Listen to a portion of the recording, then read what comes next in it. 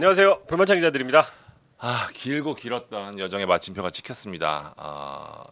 5개월 동안 음. 이어졌던 새로운 국가대표 감독 찾기 여정. 음. 결국 결론은 홍명보 울산 HD 감독으로 결정이 났습니다. 결말이 났는데 다들 이렇게 막 시원한 느낌은 없어요. 지금 커뮤니티 불타고 있고 여전히. 좀 많은 분들이 놀라기도 하셨고 의아해하시기도 하셨고 분노하시기도 하셨고. 음. 감독 찾기 여정 저희도 5개월 동안 지켜보고 여러 가지 보도도 하고 멤버십도 뭐 올리고 했는데 속 시원하게 공개는 하지 않았어요. 사실은 저희가 멤버십을 통해 풀까 하다가 어쨌든 이 부분은 저희가 정말 취재한 영역을 크게 공개하고 공론화시켜야 될 부분도 좀 있는 것 같아서 네. 정규 방송으로 편성을 했고요. 음. 일단 뭐 의견보다는 일단 취재한 것을 바탕으로 이야기를 좀 전해드릴까 해서 방송을 켰습니다. 네. 뭐 오늘 이임생 기술 이사가 브리핑한 거 뭐 만 기자가 다녀왔죠. 네, 내용은 뭐 전문도 이미 다 올라와 있고 다 일일이 저희가 뭐 설명드리려고 방송을 킨 건 아니고 그 과정에서 살짝 이해가 안 되는 부분을 몇 가지 좀 짚어드리고 그리고 저희가 취재한 내용을 그 안에 쏙쏙 넣는 식으로 좀 방송을 진행할까 합니다. 사실 많은 분들이 궁금해하셨었어요. 과연 이임생 이사가 어떤 말을 할까. 그러니까 어제 된 과정부터 사실 궁금했던 부분들이 너무나 많았기 때문에 이 이사가 잘 풀어야지 이 부분이 좀 잘 정리가 될 수 있었는데 일단 분위기만 놓고 보면 부정적인 반응이 훨씬 많습니다. 네, 일단 뭐 현장에 있는 기자들도 이 정혜성 정 위원장과 마이클 밀러 전 위원장을 교묘하게 섞어 놓은 것 같다. 네, 그런 브리핑 스킬이었다고 약간 비판 쪽으로 좀 이야기를 했는데 결론적으로 제가 그 기자회견 다 타이핑을 치면서 받은 느낌은 뭐 협회나 뭐 홍명보나 뭐 전광위나 그런 키워드보다는 일단 이임생에 관한 얘기가 좀 많았습니다. 내가 얼마나 고생을 했고 내가 어떻게 이 책임을 지게 됐으며 내가 얼마나 두려움을 이겨내고 홍 감독을 뽑게 됐는지 그런 쪽에 초점을 맞춘 브리핑이 아니었나 좀 아쉬움이 좀 있습니다. 5개월 중에 이임생 이사가 한 건 사실 한 2주도 안 돼요. 2주 3주. 그런 과정인데도 이 뭐 어쨌든 간에 매듭은 지은 건 또 이 이사기 때문에 또 이 이사가 좀 속 시원히 밝혀주길 바랬는데 이 가려운 부분이 다 아주 시원하게 긁혀지진 않는 그런 느낌이죠.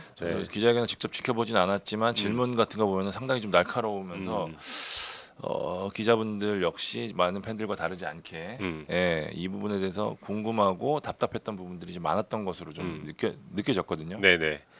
현장 분위기도 그랬던 것 같아요. 그럼요. 충분합니다. 그리고 질문을 하면 또 약간의 동문서답이 나왔기 때문에 저 감독 선임 자리에서 앉아 계신 분 중에 답변 시원하게 하신 분은 진짜 김판건 위원장 외에는 지금까지는 없는 것 같습니다. 그러니까 뭐 저는 누구를 비판하고 누구를 칭찬하고 싶지는 않지만 그 자리에 앉았을 때는요. 내가 모든 정보를 갖고 있고 내가 그렇지. 이 돌아가는 상황을 그렇지. 잘 알면 술술 나와 알잖아.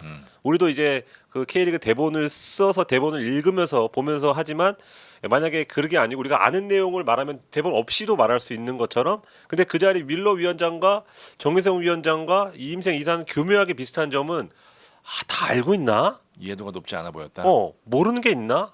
그러니까 내 생각과 어떤 주변에서 들은 아니면 나는 알고 있는데 말을 잘 못하고 말을 다 못하는. 그러니까 이게 말하다가 막히고 이게 자꾸 옆길을 새는 거예요 국도로. 그러니까 이 대답이 다 똑같아요 결국은. 얼마나 어렵게 홍명보 감독을 뽑았냐면요. 그러니까 그 과정에서 협회가 그러니까 제가 얼마나 힘들게 감독을 뽑았냐면 이렇게 되는 거예요 모든 게. 그러니까 좀 아쉬움이 많은 브리핑이었죠. 나 좀 봐주세요. 나 좀 봐주세요. 네. 울컥하시기도 했고. 결국엔 또 전문적인 모습은 없었다라는 좀 안타까운 부분인데. 그리고 이 한 가지만 더 기술 이사잖아요. 그러니까 이제 기술위원장의 그 전력강화위원장의 대리 임무를 했다고 해도 일단 기술 이사다 보니까 가장 그 시원하게 얘기했던 건 전술 얘기할 때예요. 라볼피아나 뭐 빌드업 이런 얘기할 때는 이 한 5분간 쉬지 않고 다 얘기해. 마치 밀러가 주드 벨링엄을 얘기하듯. 그렇죠. 그러니까 내가 잘하는 분야, 나는 기술 이사라는 본직에 대해서 말을 할 때는 홍 감독이 전술적으로 얼마나 뛰어난 감독인지 얘기할 때는 시원하게 얘기하다가 선임 과정 얘기하면은 갑자기 또 삐걱거리는 그런 걸 느꼈습니다. 근데 이임생 이사 역시 정혜성 위원장과 항상 그 지근거리에서 협상도 그렇고 뭐 회의도 그렇고 거의 네. 참가를 했었거든요. 그러니까 네. 아마 이 돌아가는 내용을 거의 다 알고 있을 텐데도 불구하고 그랬다는 건 아낄 말들이 많았다 정도 저희 입장에서 그렇게 해석할 수밖에 없어요. 네. 그럼 무슨 얘기를 그렇게 아껴 써야 됐냐? 일단은 뭐 과정들을 한번 짚어보도록 네, 하겠습니다. 한 2월로 다시 한번 돌아가 봐야 되겠죠? 네, 클린스만 감독이 경질이 되고 이제 정혜성 위원장이 선임이 됐었는데 사실 이거 좀 스타트부터 지겹다 좀. 예, 기사도 너무 많이 썼어. 그러니까요. 2월 크리스만 경지. 맞아요. 스타트부터 좀 그랬던 게 이석재 부회장이 정혜성 위원장 얘기를 콕 집어서 얘기했고, 네, 옆에 있는. 네, 국내파 감독 이야기를 콕 집어서 얘기했고, 야. 결론적으로 두 개가 모두 됐기 때문에 음. 사실은 참 이 스타트부터 모양이 빠지게 됐던 상황이 된 거예요. 그러니까 이게 결국 이 사람은 내정돼서 간 사람 아니야라고 하니까 이 보는 사람도 곱지 않은 시선을 보낼 수밖에 없고 당연히 그럴 수밖에 없는 상황에서 출발했던 거 여러 차례 말씀드리고 제가 방송에서도 말씀을 드리지만 네. 사실 정혜성 위원장 전부터 그러니까 마이클 밀러 위원장부터 시작됐던 일인데 축구인들이 좀 많이 비겁하다고 생각해요. 이거는 좀 냉정하게 말씀드리겠습니다. 소신 발언이네. 네. 자기들이 어쨌든 축구로서 얻은 사랑, 뭐 축구로서 돌려드린다는 얘기 굉장히 많이 하시고 하는데 사실 정말 필요한 순간에는 모두 발을 빼는 경향들이 있어요. 제가 뭐 이거 리춘수 채널에서도 정확히 말씀을 드렸었는데 사실은 먼저 시키고 싶었던 사람도 있었고 위원들 중에서도 시키고 싶었던 위원들 되게 많았어요. 우리가 흔히 말하는 똑똑한 사람들, 스타 플레이어 출신들 굉장히 많았는데 다 고사했습니다. 그러니까 이게 다시 말해서 어려운 일 내가 안 하겠다 이거예요. 나는 방송하고 나는 저기 유튜브 하고 나는 뭐 감독하고 이런 거에만 집중하겠다라고 한 거예요. 사실 근데 필요한 순간에 사실 놔줬으면 하는 인물들이 좀 있었거든요. 근데 그분들이 모두 고사를 했던 부분은 저는 앞으로도 협회나 한국 축구가 어려운 일이 있을 텐데 그때는 정말 발 빼지 않았으면 좋겠어요. 저는 정혜성 위원장이 잘하고 못하고를 떠나서 어쨌든 책임을 지고 맡으려고 했고 그다음에 그 임무를 완수하기 위해서 최선을 다했다는 거는 저는 정혜성 위원장이 잘못을 떠나고 잘하고 못하고를 떠나서는 이거는 많은 팬들이 그래도 좀 알아주셨으면 하는 바람이 있어요. 정말 입이 돌아가실 정도로 열심히 하셨거든요. 그리고 비난도 너무 많이 받는 걸 알고 있었고 물론 그 역할을 해낼 수 있을 만한 최적의 인물이었냐? 그것도 다른 얘기지. 그거는 그렇죠. 그거는 저도 내라고 대답 못하지만 그 자리에서 열심히 안 했냐? 그건 아니거든요. 네. 그래서 어쨌든 좀 정혜성 위원장이 약간 희생양이 됐던 부분들도 있고 한데 어쨌든 출발부터가 좀 애매했었고요. 그러면서 이제 황선홍 감독을 임시 감독으로 선임했던 아쉬운 선택이 있었죠. 결국에는 이 나비 효과가 올림픽 40년 만에 출전 불발로 이어졌었는데 그때 많은 분들이 여쭤봤던 게 그거였어요. 야, 황선홍 감독이 그때 진짜 되는 거였어? 유력했었던 것은 팩트입니다. 만약에 올림픽에 진출했었더라면 아마 갔을 공산이 크다. 물론 뭐 많은 황 감독과 직접적인 교감을 나눴거나 뭐 면접을 했거나 이 부분에 대해서는 물론 100% 확인이 된 것은 아니지만 네. 황 감독님도 뭐 갔다 오고 나서 아니라고 얘기는 했었죠. 그 부분은. 근데 어쨌든 내부 방침으로는 당시만 하더라도 국내파 기류는 분명했습니다. 분명했죠. 네. 네. 홍명보, 이정효, 김기동, 김학범, 황선홍까지였습니다. 김학범 감독도 후보군에 있었고 실제로 몇몇 분들은 만났던 것으로 제가 알고 있습니다. 네. 이 중에 고르겠다는 생각했었는데 어쨌든 황선홍 감독 실패 그리고 K리그에서 빼내는 건 절대 안 된다는 부정적인 여론. 어쨌든 이것 때문에 정강위에서 그리고 고위층에서 하려고 했던 움직임이 스탑이 됐죠. 그러면서 이제 4월부터 이제 뭐 외국인 감독들이 이제 본격적으로 거론되기 시작합니다. 11명 후보 중에 말씀드렸던 4명 저희가 공략하는 황선홍, 홍명보, 이정효, 김기동이었고요. 네. 이제 외국인 감독 7명 나왔었죠. 정혜성 위원장이 직접 넘어가서 면담도 하고요. 그러면서 이제 최종적인 후보군 4명을 뽑게 되죠. 그게 이제 제가 단독 보도를 드렸었던 1순위 제시마 씨입니다. 네. 제시마 씨, 그다음 2순위 헤수스 카사스, 네, 이라크 감독. 그다음에 네. 브루노 라즈, 3순위, 그다음에 세뇨 기네스, 4순위 감독. 기네슈 감독 같은 경우는 사실 최종 그 7명 후보에 포함이 안 됐었었는데 맞아. 마지막에 좀 포함됐었던 부분이 좀 의아했었고요. 뭐 그 전에 뭐 르나르 감독도 있었고 여러 물망에 올랐던 감독들이 많은데 어쨌든 전광희가 면접을 보고 와서 내렸던 결론은 이 4명이었습니다. 마시 감독과 협상이 진행이 됐고요. 사실은 다시 한번 말씀드리지만 전광희 제가 어제도 전광희 멤버랑 좀 자리에서 얘기도 하고 그랬었는데 마시 감독은 실패할 수가 없었대요. 예, 다 그 얘기를 해요, 사실 정말. 마시 감독이 어느 정도 한국행에 적극적이었냐면 지도에 한국 지도. 여기 천안이 있고 여기 파주 있는 곳까지 해서 여기가 전에 훈련했고 여기가 이제 내가 감독 되면 이제 훈련할 곳이죠부터 해가지고 무슨 자기가 했던 여태까지 게임 모델을 설명하면서 손흥민, 황희찬, 이강인이 있었을 경우에 내가 어떻게 전술을 바꿀 거고 어떻게 할 것인지까지 3D 모델로 만들어 가지고 장장 4시간 동안 회의를 했다고 합니다. 사단 다 와 있고 당연히 뭐 만족스러울 수밖에 없죠. 마치 나는 여기 아니면 갈 마음 없다. 물론 그때도 캐나다에 관심이 있긴 했지만 네. 나는 무조건 한국에 가겠다라고 했고 조건도 어느 정도는 얘기를 좀 나눴던 것으로 알고 있습니다. 그래서 사실상 거의 사인만 하면 되는 수준이다라는 얘기들이 많았었죠. 그때 마시 감독 그 측근한테 들은 얘기인데 이 마시 감독도 기다렸어요. 계속 협회에서 공식적인 제안이 오길 기다렸고 근데 그때는 이제 마시 측도 생각을 못했대요. 캐나다가 설마 우리한테 지르겠어? 왜냐하면 그때 캐나다 축구협회가 돈이 없다는 얘기도 누구보다 마시 측이 잘 알고 있었고 우리는 한국이다 그렇게 준비를 하고 있었고 캐나다에 제안이 와서 캐나다로 가는 그 순간까지도 이거 뭐지? 이거 우리 원래 한국을 다 준비하고 있었다는 반응이었다고 제가 취재를 했습니다. 네, 마시 측 한국 대리인이 계셔서 저희가 얘기를 들어볼 수 있었고 어쨌든 네. 전력강화위원회에서는 당시에 마시로 그냥 끝났다. 음, 이제 우리의 역할은 끝났다라고 할 얘기를 서로 나눌 정도로 음, 갑자기 뒤집혔습니다. 사실 그러고 나왔던 얘기가 뭐 많은 분들 아시겠지만 전력강화위원회가 권한이 축소되면서 이 협상은 이 대한축구협회에서 하고 이제 여기는 이제 감독을 추천하는 네. 일까지만 할 수 있는데 협상을 하는 쪽에서 굉장히 미온적이었다는 얘기들이 상당히 많이 돌았습니다. 예. 뭐 다른 언론에서는 뭐 태도적인 얘기를 태도. 지적했다는 얘기도 있었고 뭐 뭐 여러 가지 얘기도 체류 있었죠. 문제, 뭐 네. 돈 문제다, 뭐 많이 나왔죠. 결론적으로는 세금 문제가 맞습니다. 세금. 뭐 오늘 이임생 위원장도 얘기를 했지만 뭐 부대 비용 이야기도 했었고 했었지만 결국에는 세금 문제. 그러니까 이 세금을 어느 범위까지 내주느냐를 얘기를 하다가 그러면은 세금이 힘들면 내가 체류 기간을 줄이도록 하겠다. 183일 체류 기간이 안 채워지면 세금을 안 내거든요. 국내법 저촉이 안 되기 때문에. 네. 그래서 이제 그 부분까지 나간 건데 클린스만 때문에 이제 체류 문제는 굉장히 우리에게 민감한 사항이었고 여론이 안 좋아질 수 있으니까. 결국에는 결렬이 됐는데 저는 제가 1차 미스터리가 이거예요. 분명히 접점을 만들 수 있었어요. 네네. 예, 협상을 하기 여하에 따라서 마시 감독이 한국에 들어올 수 있는 방법은 분명히 있었거든요.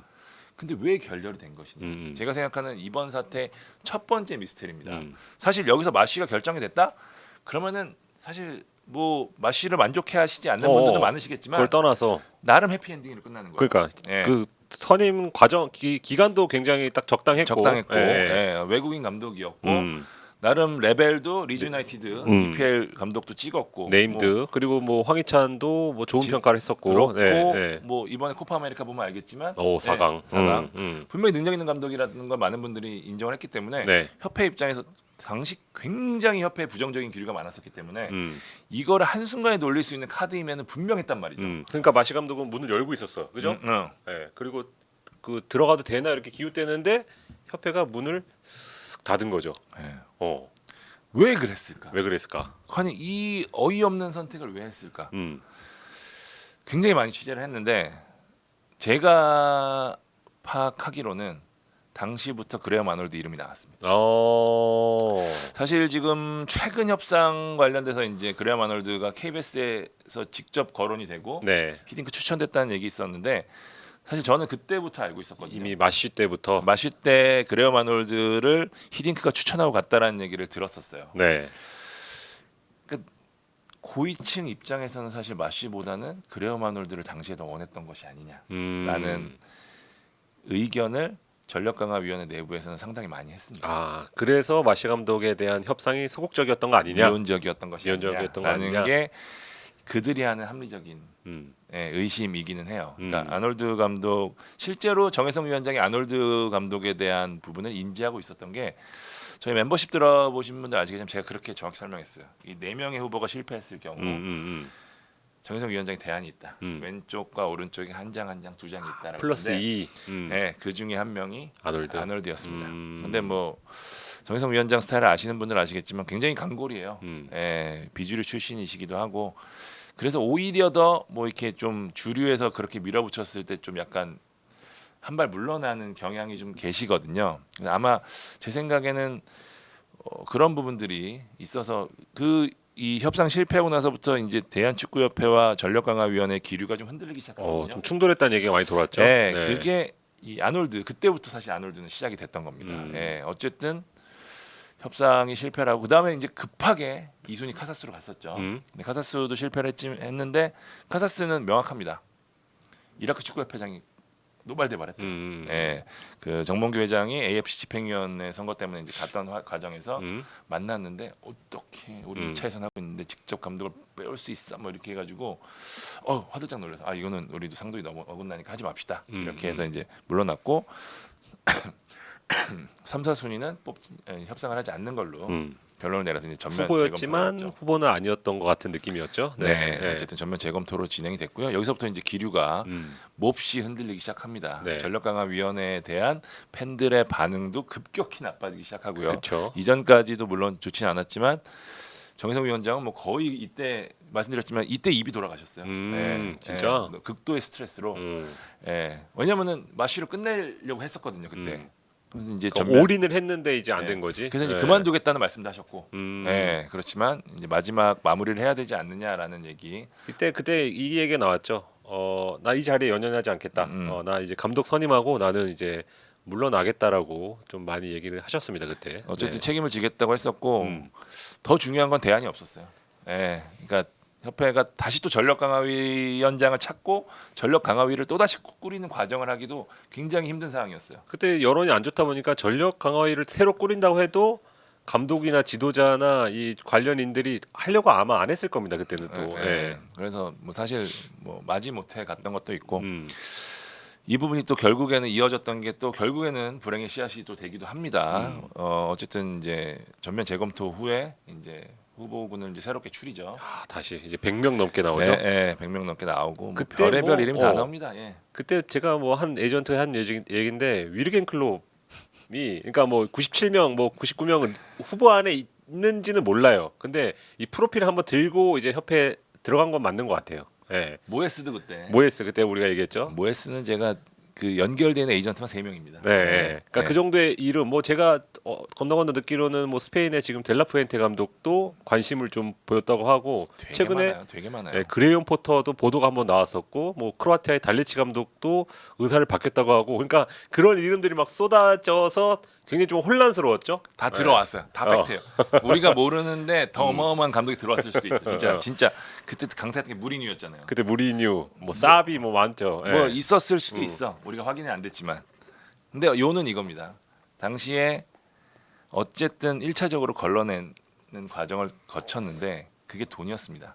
여기서 굉장히 중요한 포인트가 나오는데 도대체 외국인 감독으로만 가려고 했던 전력강화위원회가 왜 한국인으로 선회했냐라는 부분이 굉장히 중요한 포인트가 될 수밖에 없는데 이게 8차 무렵입니다.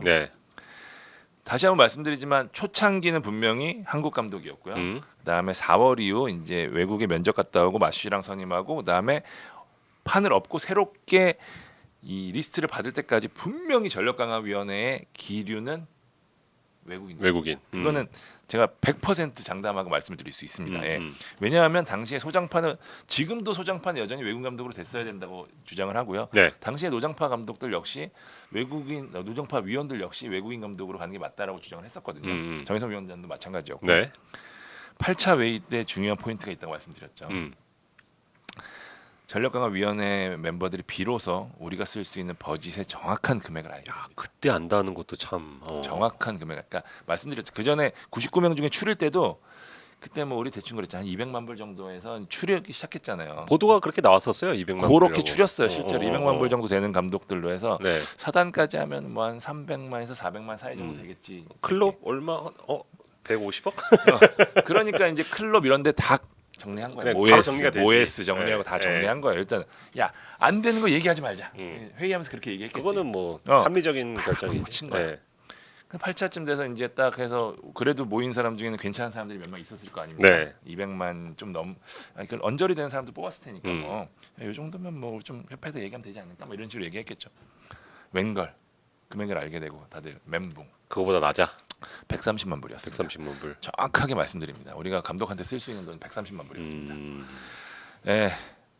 다들 멘붕이 온 거예요. 130만 불로 뽑을 수 있는 감독 버짓을 추려놨더니 급이 너무 떨어지는. 위에는 우리가 그래도 200만 불점에서 봤던 감독은 요 정도면 괜찮다 그래도 요 정도면 좋아 이렇게 했는데 이게 너무 떨어지는 거예요.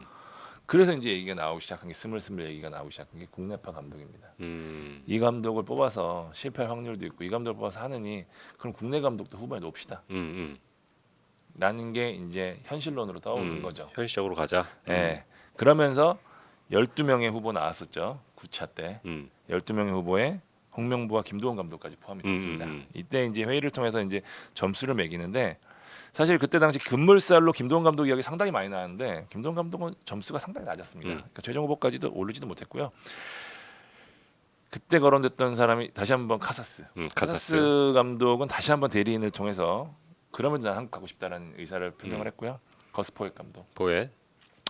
해서 몇 명이 이제 했는데 그 중에 1등으로 높은 점수를 받았던 감독이 홍명보 감독이었습니다. 예. 그러다 보니까 이제 전력강화위원회에서도 우리가 회의한 결과로도 지금 홍명보 소장파 위원들 그렇게 해외파만 하겠다는 소장파 위원들도 점수 매겨 본 결과 지금까지는 홍명보가 1등이었으니까 그러면서 이제 협회에서도 군부를 떼기 시작하죠. 예. 국내 감독 할 수 있다 얘기가 이제 막 나오기 시작하고 여론들을 떠보기 시작합니다. 홍명보 감독이 이제 굉장히 반발하고 네. 마지막으로 정희성 위원장이 이제 10차 회의를 통해서 이제 4명이 추가로 들어왔죠. 4명이 추가로 들어와서 이제 거기 이제 박은호 감독까지. 그래서 최종 후보 4명이 결정이 납니다. 홍명보, 포엣, 박은호, 아놀드. 아놀드. 근데 순위는 결정하지 않았어요. 이 순위를 10차 때 결정을 하기로 했었는데 10차 때 난상 토론 말씀드린 대로 외국인이냐 국내냐에 대한 얘기가 너무 크게 갈렸고 결론이 결국 나지 않자 정희성 위원장에게 위원장님이 그럼 어쨌든 우리 평가한 거 다 보셨잖아요. 결론을 내려주세요. 그래서 드디어 홍명보 1순위를 한 리스트를 갖고 KFA 고위층을 찾아갑니다. 그런데 거기서 비토가 났어요. 부정적인 반응이 나왔던 거죠. 정희성 위원장이 결국에는 사퇴를 한 결과까지 이어지는데 제가 생각하는 이번 선임의 과정에 가장 큰 미스테리이자 두 번째 미스테리입니다. 네. 왜 비토를 했나? 결론적으로 홍명보 감독이 됐단 말이에요. 그러면은 협회 입장에서 받아들이기에 홍명보 감독으로 처음부터 내정이 돼 있고 할 거였으면 그때 뽑는 게 절차성, 정통성이 훨씬 더 됐단 말이에요. 그렇잖아요. 그치, 정광이가 올린 거를 받는 게 추천한 게 정광이 맞지. 올린 걸 받았는데 어쨌든 그렇게 거절이 된 상황, 거절을 했다. 그러면서 지금 정혜성 위원장 사퇴할 줄은 물론 몰랐겠지만 임생 이사 오고 뭐 사퇴하고 여러 가지 상황들이 지금 벌어지는 게 더욱 비정상으로 흘러면서 이 선임이 더욱 더 이상해졌단 말이에요. 과연 이 선택이 이어진 이 내막은 무엇이냐? 그러니까. 그건 취재가 안 돼요. 근데 확실한 건 이거예요.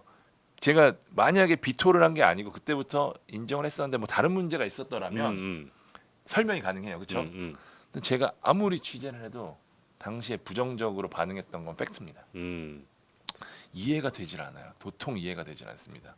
물론 뭐 내부적으로 그런 얘기는 있습니다. 그러니까 일부 고위층 홍명보 감독을 부담스러워하는 일부 고위층에서 반대했다는 얘기는 제가 많이 들었습니다. 홍명보 감독이 오면 내 직이 위험해질 수 있다. 직도 그런 그렇고, 소리 들죠. 뭐 그런 얘기들이 상당히 많았고 그러면서 이 사람들이 처음에 아놀드를 밀다가 아놀드가 보도가 나온 이후로 굉장히 부정적인 기류가 흐르자 박은하를 밀었다 얘기도 굉장히 많이 나왔고 어쨌든 중요한 포인트는 이거예요. 결국 그래도 결정은 최고위층이 하거든요. 네. 그럼 최고위층의 생각은 정확히 무엇이었느냐? 음. 이거는 상당히 지금 저도 미스터리지. 궁금합니다. 예. 근데 정 위원장이 올렸을 때와 지금 올렸을 때는 똑같은 사람이잖아요. 무슨 차이가 있었냐 이겁니다. A4 용지 색깔의 차이인지 아니 근데 그때 그러니까 만약에 그때도 정 위원장한테 만약에 우리가 홍명보로 할 건데 뭐 이래 하니까 좀만 기다려 주세요라고는 분명히 안 했을 거잖아요. 그렇게 했으면은 정 위원장이 그만둘 리가 없죠. 왜냐 본인이 매듭 짓는 그림이 가장 이상적이기 때문에. 근데 분명히 그때 합리적 의심으로는 창 기자 얘기한 대로 이 반려 아닌 반려를 한 것 같고 말씀드린 대로 결정을 한 게 아니에요. 그러니까 최종 후보로 홍명보 감독을 올리겠다는 거였어요. 그리고 홍명보 감독이랑 협상을 해서 결정을 해야 되는데 당시만 하더라도 홍명보 감독은 안 가는 쪽에 좀 많이 기울어져 있었던 상황, 안 가기로 결심을 했던 상황이에요. 그러니까 인터뷰를 그렇게 했죠. 네, 그러니까 저도 이제 이때부터 홍명보 얘기가 많이 나오고 그래서 이제 취재를 저희도 상당히 많이 했는데 물론 당연히 흔들리셨겠지만 홍 감독도 사실은 울산에 남겠다는 쪽으로 거의 가닥을 잡은 상황이었어요. 네, 그리고 직접적으로 이때까지는 아직 제안을 하지 않았었고 만약에 정혜성 위원장한테 오케이 알겠습니다. 빨리 홍 감독님 만나보시고 한번 협상하시고 하시죠. 라고 했었으면 그때부터 이제 본격적인 협상이 들어갔겠죠. 그렇지. 근데 이제 그게 그 단계는 가지 않았습니다. 그건 확실합니다. 네. 어쨌든 정혜성 위원장이 물러나고 이임생 이사가 이제 들어왔고 정강이를 새로 꾸려서 하기에는 시간이 없었고 그리고 또 정강이를 추가해서 할 수도 없는 상황이었고 그렇다면 이제 기존의 후보들을 바탕으로 할 수밖에 없었어요. 그러니까 전력 강화 위라는 거에 대한 기구에서 추천을 받아서 감독을 올리는 거는 법적 절차상 굉장히 중요한 부분이었기 때문에 이임생 위원장이 말씀드린 대로 정혜성 위원 근처에서 계속해서 협상을 같이 하고 회의를 같이 했었기 때문에 모든 돌아가는 상황도 알고 있었고 그래서 그 4명 중에 이제 2명과 협상을 하게 2명과 직접 면담을 하게 되죠. 이거 역시 고위층에서 요청이 있었습니다. 네, 정혜성 위원장에게는 정혜성 위원장은 비대면으로 이들을 만났는데 직접 만나서 협상해라 했는데 사실 결론적으로 놓고 요시킹이가 돼버렸죠. 그 바그너 측 얘기를 들어보면 바그너 측 에이전트가 있었어요. 에이전트가 있었는데 제가 옆에 가야 되지 않을까요? 유럽에서 독일에서 만났죠. 근데 뭐 굳이 안 오셔도 될 것 같다. 네. 독일 프랑크푸르트인가에서 봤다고. 네, 프랑크푸르트 힐튼 호텔이라고 밝혔죠. 호텔 이름까지. 그 말은 합리적 의심으로는 그렇게까지 적극적으로 마시 감독을 선임할 때처럼 적극적으로 이 협상을 한다거나 그런 차원은 좀 아니었던 것으로. 근데 만약에 두 감독 중에 언론의 보도대로 하려고 했다면 굳이 그 떠나기 전에 홍명 감독을 쓱 흘리지 않았겠죠. 갔다 와서 홍명보 감독을 만날 것이다라고 안 했을 텐데. 근데 일단 마음속에는 그때부터 이미 홍 감독이 조금 들어있던 게 아니냐. 지금 지나고 보니까 또 그런 생각이 듭니다. 당일날 결국에는 만나게 됐고 만났죠. 6일날 집값 찾아갔다고. 그래서 이제 설득이 돼서 6일날 수락이 됐는데 사실 이것도 사실 약간 절차상의 문제는 지적하고 싶어요. 이임생 이사가 전력강화 위원장도 아니고 대행이었고 그리고 말씀드린 대로 후보를 면담을 하고 왔으면 전력강화 위원들에게 얘기를 해야죠. 이 면담을 한 결과 이 감독은 이러이러한 문제가 있고 이러이러한 장점이 있는데 종합해 보니까 점수 이 정도 될 것 같고 홍명보 감독이랑 마누라도 다 정해 보니까 1등이 홍명보다. 홍명보랑 협상을 내가 해보겠다라고 내야 되는 게 맞는 건데 그 절차가 과연 이루어졌느냐 이것도 명확하게 이번 기자회견을 통해서 밝혀지진 않았습니다. 마지막 회의는 없었던 것 같아요. 지금 보니까. 그런데 어쨌든 뭐 통보하는 절차는 있었다고는 말씀을 하셨으니까. 계속해서 지적되지만 어쨌든 제일 중요한 건 절차거든요. 지금 그 부분에 지금 어쨌든 계속해서 간과되고 있고 이 절차가 간과되는 과정에서 상당히 안타까운 게 결국에는 지금 이 미스테리 두 번에 저희가 이번 선임 5개월 동안에 있었던 가장 중요한 미스테리 두 가지 포인트를 짚을 때 결국에는 핵심이 뭐냐? 시스템이 붕괴되고 탑다운해서 내려왔다는 얘기거든요. 이 부분은 우리가 계속해서 이 김판곤 위원장 때 어쨌든 우리가 황금기를 맞았잖아요. 그게 그것 때문에 맞았는지는 뭐 더 분석을 해봐야겠지만 어쨌든 우리가 여태까지 대표팀 감독을 보면서 한 번도 잡음이 없었고 그 내는 감독마다 좋은 성적을 냈었던 건 분명하기 때문에 그것이 그렇다면 옳은 방법일 가능성이 높다는 건 분명하거든요. 근데 우리가 스스로 그걸 부정한 거는 상당히 이번 선임 과정을 보면서 더더욱 안타깝고 완전히 절차는 잘못된 거예요. 전 처음부터 얘기하잖아요. 늘 얘기하는 게. 우리가 능동적인 축구를 해. 지금 발표했으니까. 그럼 능동적인 축구 잘하는 감독 리스트만 받아. 다 받아. 그래서 우리가 게임 모델 분석해. 이 사람이 우리가 제일 잘하는 원하는 유형의 스타일이야. 그 사람들 한 20명 모아. 그럼 그 중에서 이제 현실적으로 돈 한번 보자. 돈 툭툭툭. 그럼 한 5-6명 남을 거 아니야. 그럼 면접을 봐. 면접에서 제일 한국 오고 싶은 사람 골라. 그래가지고 협상하면은 이게 절차잖아요. 근데 되게 소름 돋는 거 뭔지 아세요? 지금 이 이사가 오늘 얘기했던 그 기준에 따르면 제시마 씨는 후보에 못 올라요. 왜냐하면 전방 압박을 하거든. 근데 오늘 얘기했어. 전방 압박 같은 전술을 지금 대표팀에서 열흘 동안 훈련을 하고 경기를 하면서 할 수 없다고 생각하면서 바그너를 제외했대.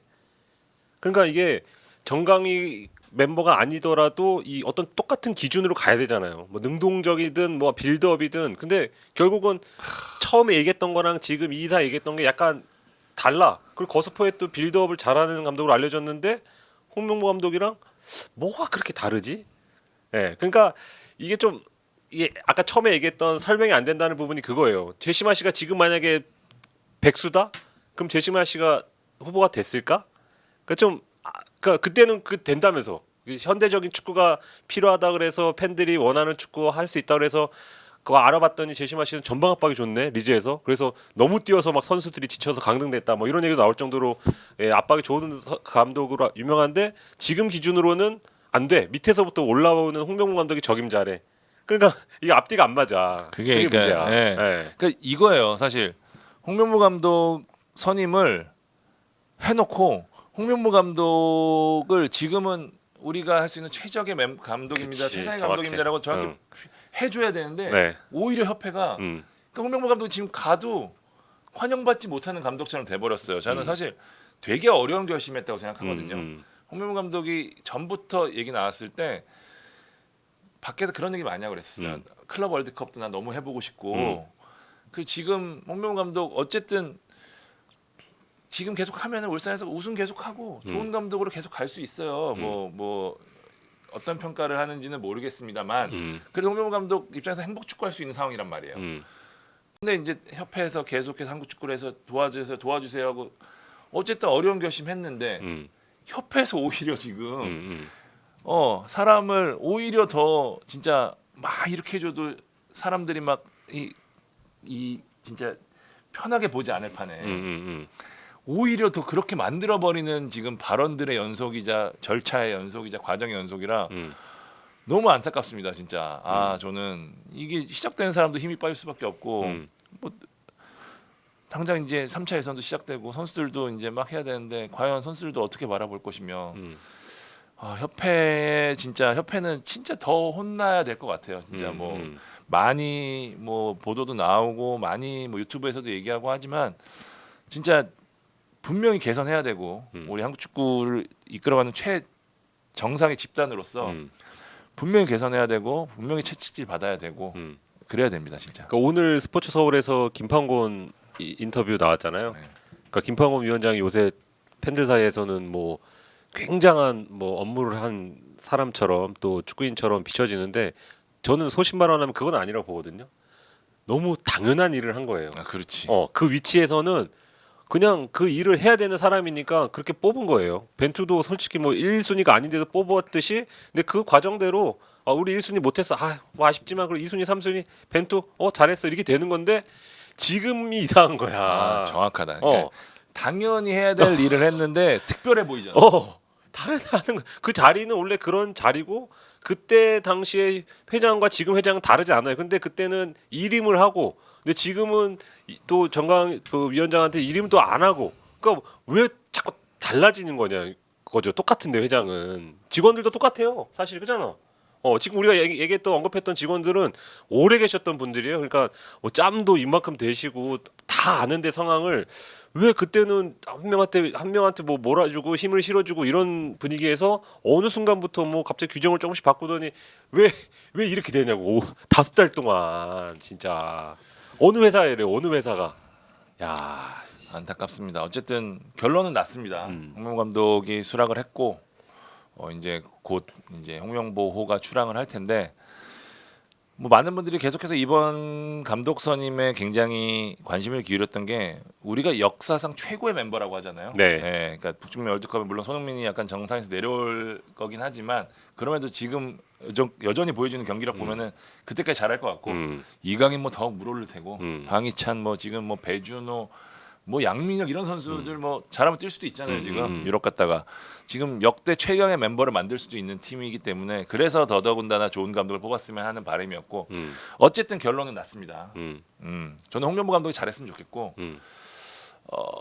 뭐 제 개인적으로는 외국인 감독 뭐 그런 호불호들 많은 분들 갖고 계시겠지만 이제 국내 감독도 어느 정도 해줬으면 하는 바람도 있어요. 예, 이제는 왜냐면 지금 점점 추세가 이제 외국인보다는 이제 국내 감독으로 맞아. 일본도 취향이에요, 그렇고 취향 이제는. 예, 약간 네. 그렇게 가고 있는데 어쨌든 협회가 이렇게 만들었다고 우리까지 너무 색안경 끼지 않고 봤으면 좋겠어요. 일단은 경기가 시작되고 나면 평가는 시작되는 거고 그 전까지는 일단은 지켜봤으면 하는 바람이 좀 있습니다. 예, 어쨌든 어려운 결정 끝났고요.